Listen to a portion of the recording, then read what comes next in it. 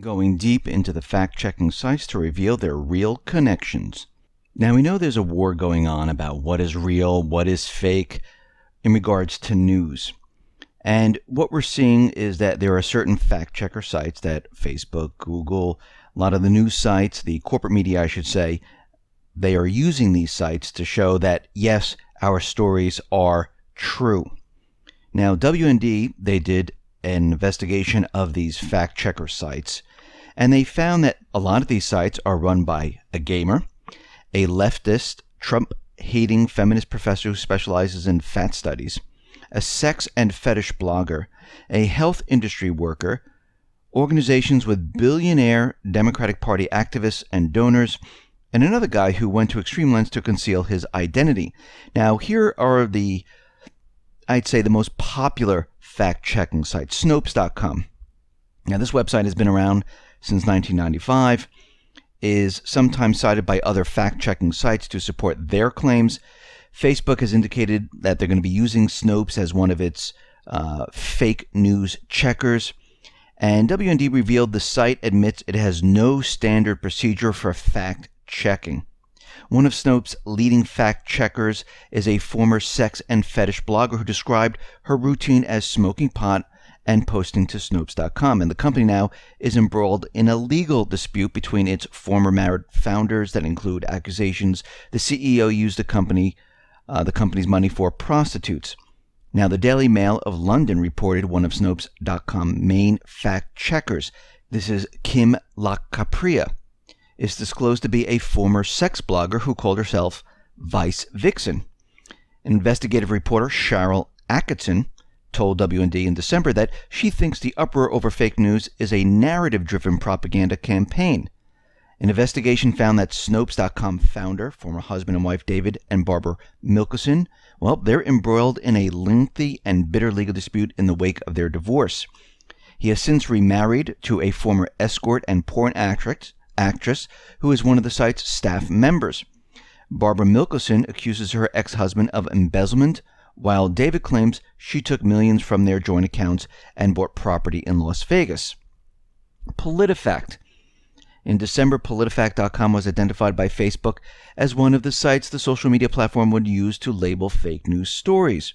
Now, Breitbart reported Facebook's decision to tout PolitiFact as a credible and independent fact-checker is awfully disturbing given the organization's repeated smear campaign against Trump throughout the 2016 election. And we can see there's a pattern in PolitiFact where they're showing that, well, Trump has his pants on fire, where a lot of the things that he's saying is false, mostly false, or pants on fire 77% of the time. And when you look at Clinton false and mostly false, well, she's only 26% of the time. But we need to go a little bit deeper to see where does PolitiFact get its money. PolitiFact, their largest contributors is the Clinton donor Alberto Ibargüen, president and CEO of the Knight Foundation. Ibargüen contributed $200,000 to the 8th Annual Clinton Global Initiative University, which is now being closed down. And the Knight Foundation also donated $10,000 and $25,000 to the Clinton Foundation. A 2013 study from the George Mason University Center for Media and Public Affairs found that PolitiFact determines Republicans are dishonest nearly 3 times as often as it reaches the same conclusion for Democrats. FactCheck.org was launched by the Annenberg Public Policy Center at the University of Pennsylvania, which was founded by Walter and Lenore Annenberg, friends of former President Richard Nixon and Ronald Reagan.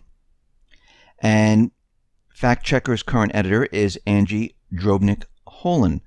Now, FactCheck.org receives a lot of their funding from the Annenberg Foundation. And the Annenberg Foundation, well, they fund a number of nonprofits. The foundation funded the Chicago Annenberg Challenge to the tune of $49.2 million. And in 1995, Obama was a founding member of the Chicago Annenberg Challenge. He remained on the board until 2001, when the challenge was phased out.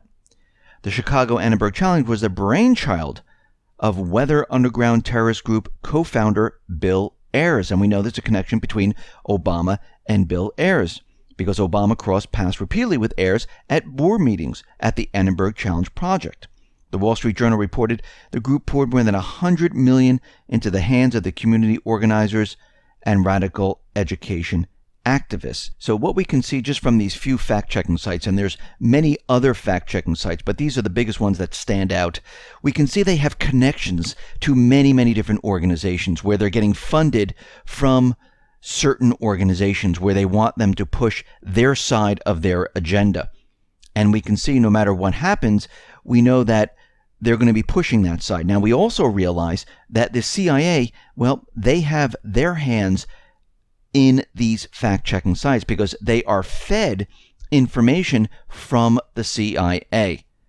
So we can see right now, are these sites really fact-checking, or are they pushing an agenda to make everyone believe a certain narrative? And it looks like that's what they're really trying to do. It is a propaganda tool to make everyone believe the story of the central bank, of the elite, the deep state, the globalists. And they are trying to push their agenda, showing that they are right and everyone else is wrong. Now, you can hear more of all of this in the full report, which is on the X22 Report YouTube channel. And those reports are Monday through Friday, one on Sunday, and they're between 6 and 7 Eastern Standard Time. And if you want to listen to incredible interviews, you can go to the X22 Report Spotlight YouTube channel, where you can hear interviews with Cliff High, you can hear interviews with David Morgan, you can hear interviews with Michael Snyder, you can hear interviews with David Stockman, Jim Rickards. So head on over to the X22 Report Spotlight YouTube channel, and you can hear all the interviews there.